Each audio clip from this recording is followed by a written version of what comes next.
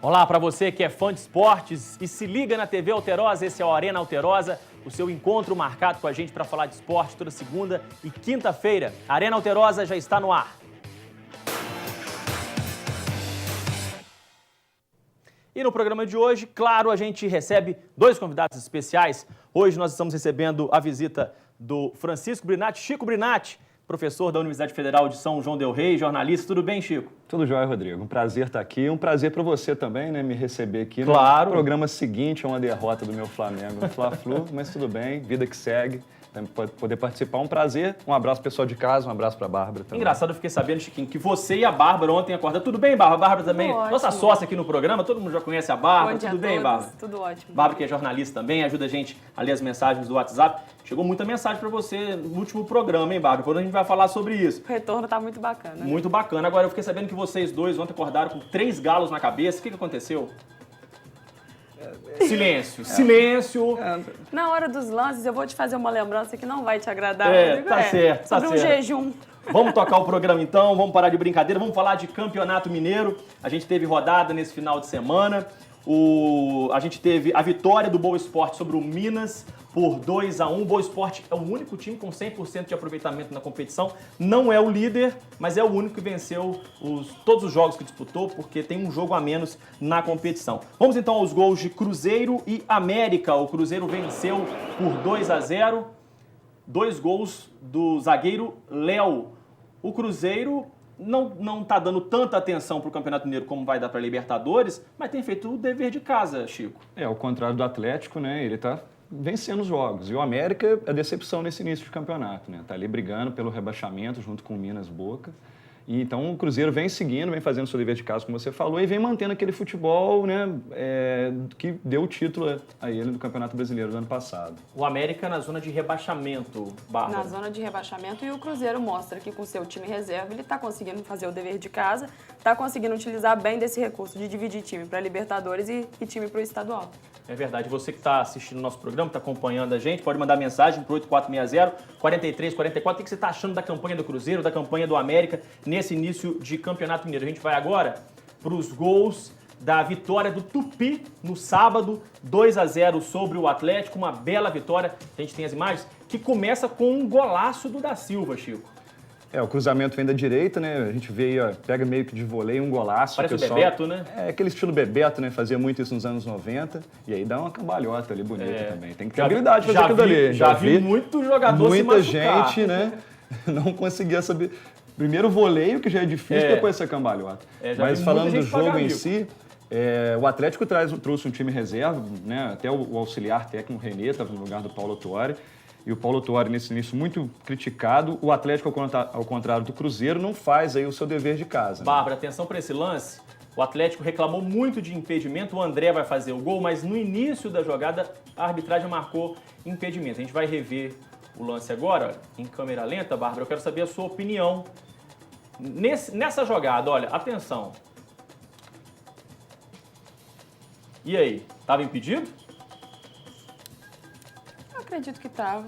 Um nariz à frente. Né? Um nariz à frente. Um nariz à frente. E até porque tomar gol do André também, né? E Leonardo, essa dupla de ataque do Atlético é um pouco complicado. E as primeiras oportunidades do Tupi, a gente pôde ver que vieram pelo lado esquerdo, mas a qualidade mesmo veio ali do lado direito com o Henrique e com o Da Silva, que acabou em gol. Eu confesso que eu tive a impressão de que estava, no mínimo, na mesma linha. Mas é um lance muito difícil. É muito complicado. Né? Quer dizer, a gente precisou parar o lance, né, fazer a arte ali para poder identificar a jogada. É um lance muito difícil. A gente sabe que não existe esse processo, esse recurso, né? Então, agora, esse outro lance, isso daí acho que não precisa nem do replay, realmente. Indiscutível, né? Indiscutível, toca na mão, né?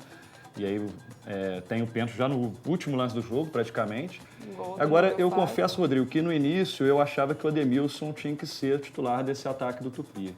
Mas aí, vendo o Núbio e o Da Silva, acho que ele tá dando liga, tá dando um ataque legal. O Núbio, inclusive, é o que bate, pega a bola e bate.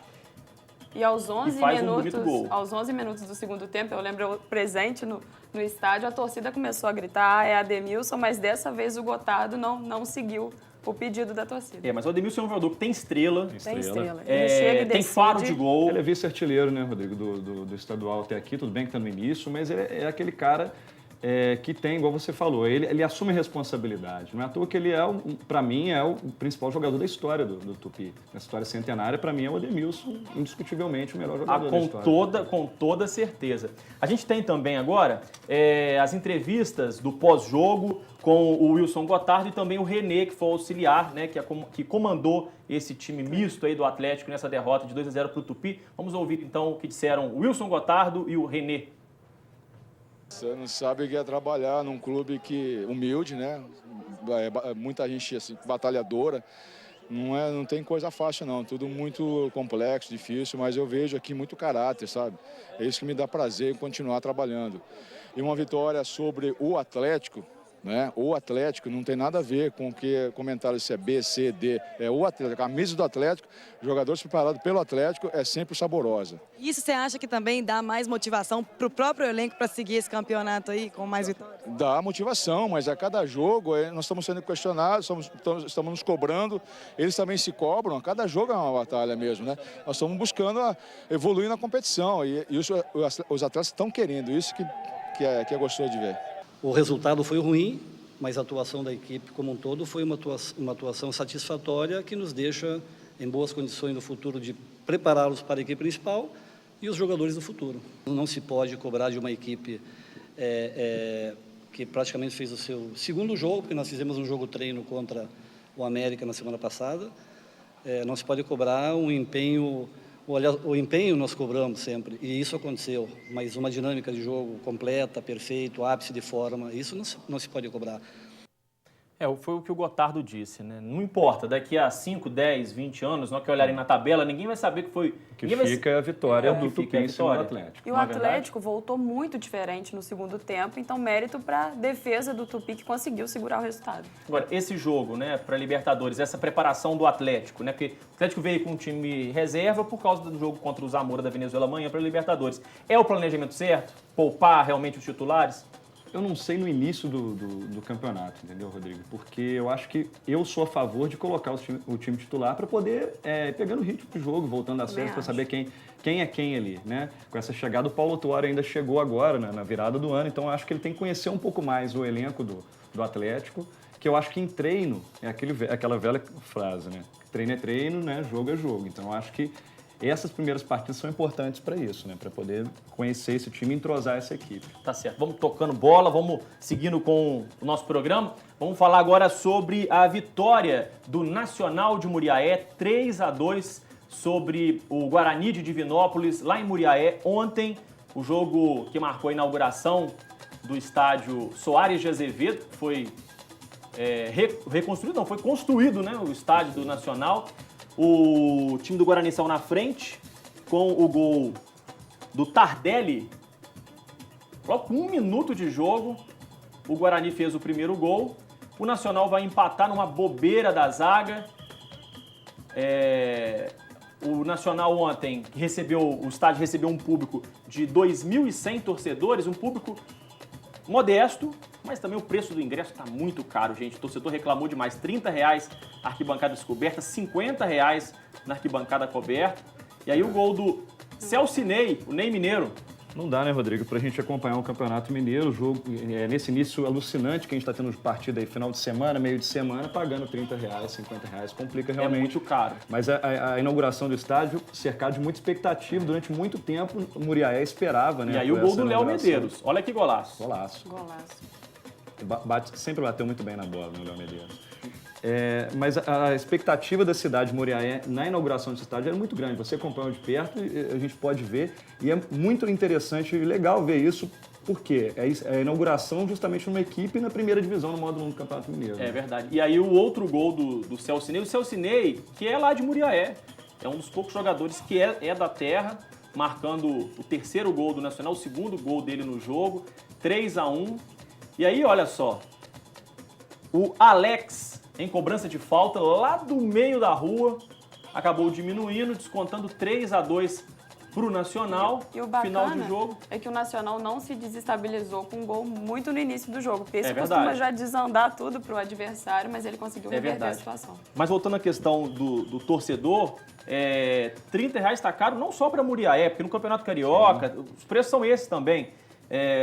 Então, é claro que o clube precisa do dinheiro para poder se manter, para poder disputar um campeonato de primeira divisão que é muito caro, mas R$30 para o torcedor todo jogo, né, é um preço um pouquinho salgado. Então, se a gente for ver no Campeonato Carioca, de uma forma geral. Que você citou, Rodrigo, o jogo do Botafogo no final de semana também estava com a equipe reserva, 600 pagantes. 600 pagantes. É o menor público. 93 pagantes. 693. Entendeu? Então complica. Realmente, eu acho que poderiam pensar numa promoção, até porque com essas equipes reservas, o pessoal preparando para Libertadores, acho que R$30 é muito caro. Ainda mais se tratando de times pequenos que ainda estão nesse processo de conquistar uma fidelidade, né, com o público, então... Mas o estádio lá ficou realmente muito bonito, tá de parabéns, cidade de Muriaé, tá de parabéns a diretoria do Nacional por ter construído esse estádio para a Zona da Mata, né, e por ter proporcionado ao torcedor da cidade o reencontro com o futebol da primeira divisão, mesmo que seja em parceria com um outro nacional. Vamos falar agora sobre o Tombense, que empatou com a Caldense, 1-1. O time de Poços de Caldas saiu na frente, a gente tem os gols também do jogo. O Dinei vai marcar 1-0 para a Caldense, uma bobeira ali da defesa. A Caldense começou bem o campeonato. Né? Tá entre os 4. Caldense que aparece entre os 4, é a 4ª colocada nesse momento. Mas nesse jogo, o Tombense... Caldense do técnico Léo Condé, a gente sempre lembra. E o Tombense foi melhor, no meu ponto de vista, apesar de ter sido um jogo muito morno. E aí, em outra cobrança de escanteio, a gente vai ter o gol de empate marcado pelo André. 1-1, Tombense e Caldense. O Tombense que também está muito bem no campeonato, né? Sim, empatou 2 jogos em casa e ainda não venceu em casa, mas venceu o Atlético. E está pertinho do G4 ali. Por pouco, ele ainda não entrou. Venceu o Atlético na Independência e o Atlético com a equipe titular, menos o Ronaldinho Gaúcho. Né? É verdade. A gente vai acompanhar então como é que ficou a classificação do campeonato depois de mais esta rodada. A gente vai ver que o time do Cruzeiro é o líder com 10 pontos.